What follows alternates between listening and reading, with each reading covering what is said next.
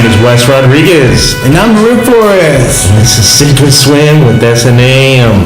Baby. We are recording, not live. We're not live, are we? We're not live. You're not going to hear this live, people. Nor are you going to hear it in Spanish. No.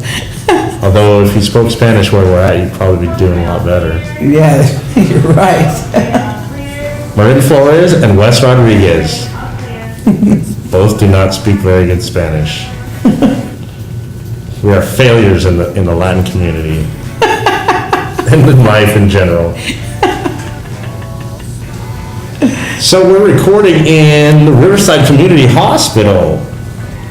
Marin is on about, 48 hours after your recovery? 48 hours. Operation? Yes, 48 hours.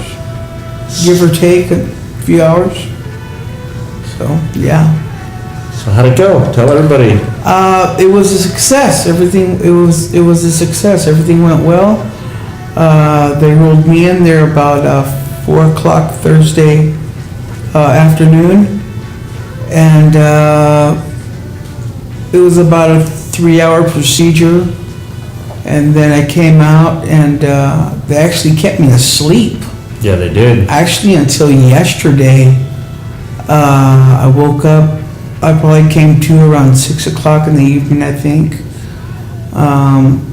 That's when I called you, around 6, yeah? Yeah. I called you and I let you know what was going on. And, yeah. Mind you, the day before, Marin and I had everything seemed like it would be planned out. You know, it was a sound, concrete plan. Yes. Yes, it was. He was supposed to give his cell phone to his family. And if I didn't hear from him, he was under the impression he was going to go under the knife around 4 o'clock. Be out by 8. By 6, he said. Yeah. He told me about 2 hours, the surgery should be done. And if I sound a little funny, it's because they are making me wear this fucked up mask that's covering my mouth and shit. Like I'm some, germ-infested scumbag off the streets. Don't forget the gloves. Irritating. Don't forget the gloves. The gloves are okay. It makes me feel kind of sexy. Makes me kind of want to touch myself. They give me that stranger, like whose hands are rubbing my genitals. Stranger danger. Like when you sit on your hand so it goes numb and then you jerk off. Like, whose hand is that? The stranger. Isn't that what that's called? The stranger? Stranger. So, yeah, this is fucking annoying. My mouth is sweaty. I mean, I don't know why this is supposed to work, because more fluids are coming and collecting around my mouth inside this cotton gag.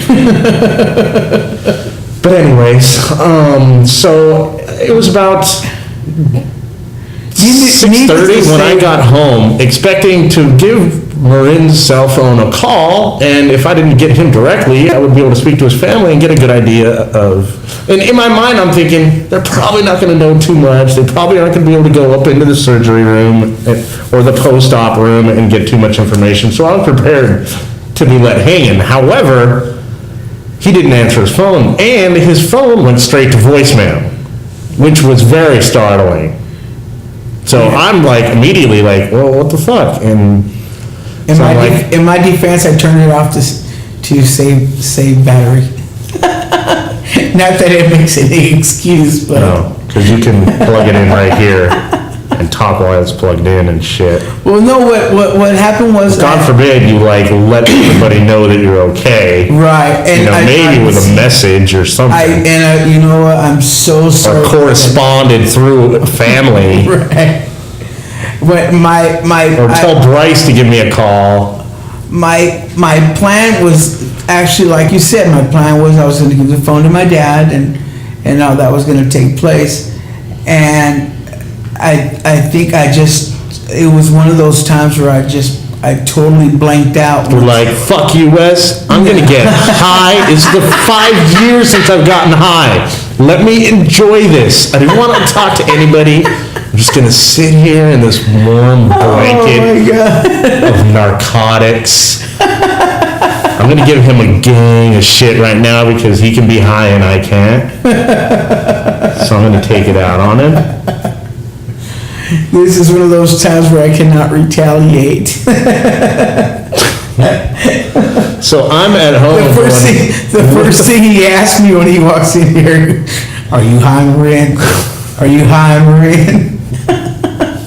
And the stuff that they gave me, it's called diluted, and it's like a sedative, you know, like one drop under morphine. Yeah.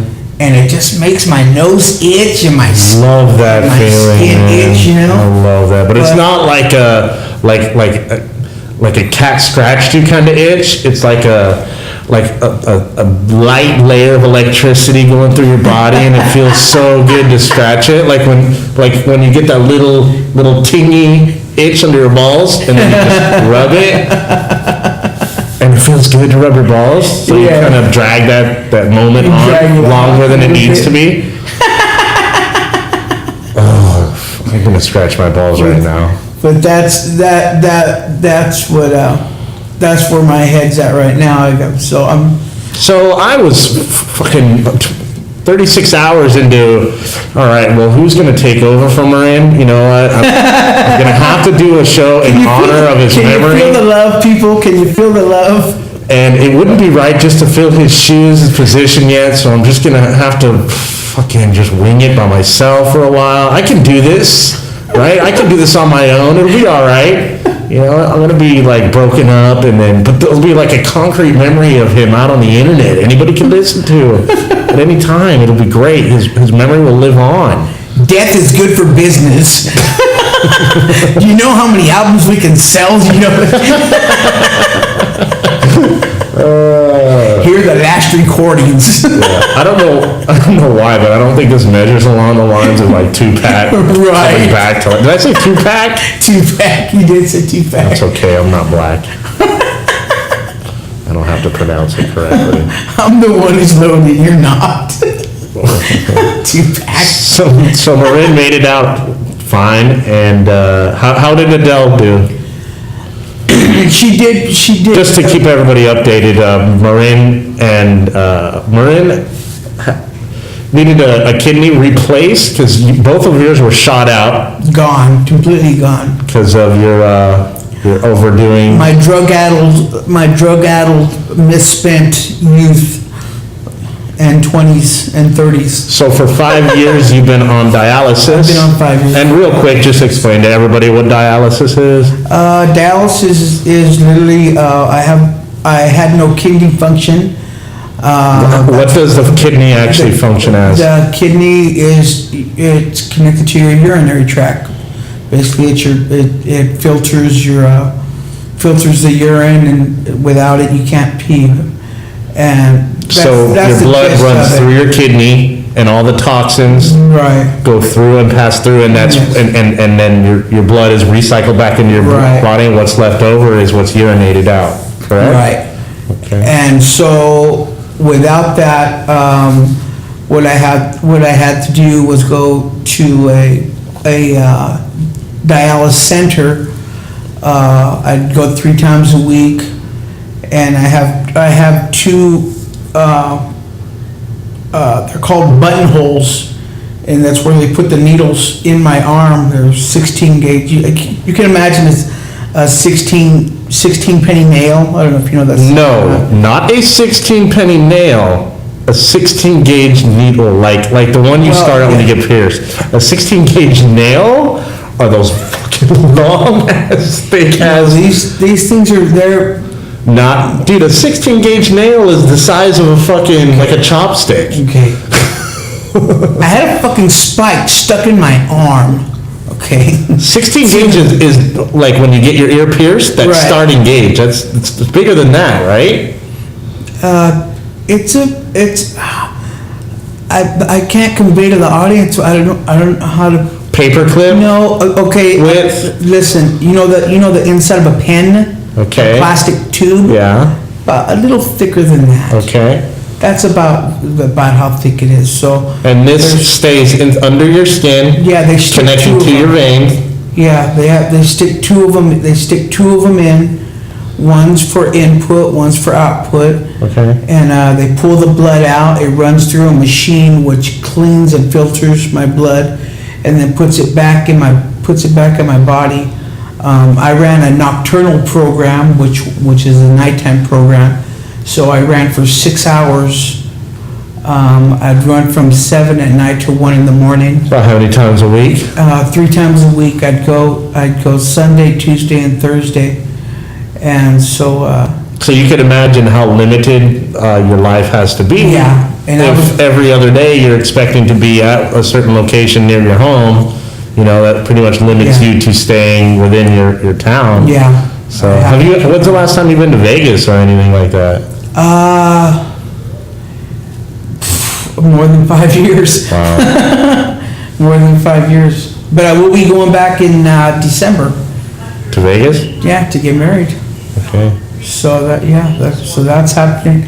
That's happening too. But anyway, so Adele offered me her kidney, and at first I was a little apprehensive about it, and it really didn't hit me like how close I was to her until like the day before the surgery.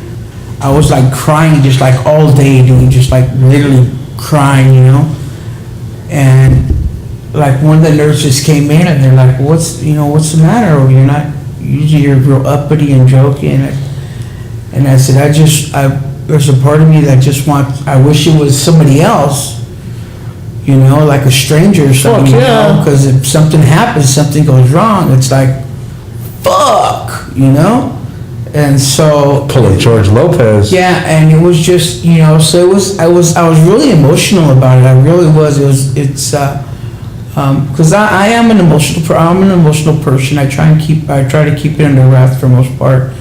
But this was one of those times where it just like really hit me like, wow, man, this chick like really loves me, It's just, who's gonna, my own family, nobody in my family even offered to give me a fucking kidney, So, God bless, man, it's just one of those things where I think to myself, like, we were meant to be together, we're meant for each other, that's just like one of those things that proves that we were written, and, so, but, she's doing good. She's down the hall here I'm in a 224A. She's in a 201, and she's actually getting rest. They actually took her staples out this morning. Wow. And she got to eat a solid meal today. Her mother snuck her in some Carl's Jr.'s and French fries. So, yeah, she's doing really, really good right now. That sounds better than it is, man. You'll get yours. So I'm giddy with excitement to see her and and like right now, dude, like yesterday I had like, oh my God, I don't know how many tubes going through me. And now I'm down to 3, so, well, 4. 1, 2, catheter, and the one on the side here. Yeah, so I'm down to 4. So now you got a tube in your dick? Oh, yeah. Oh, yeah. Oh, that's... You can't just like blow that one off. Oh, okay, then I guess You realize you have a fucking tube running down your urethra. Right. Which is fucking irritating as hell, I'm assuming.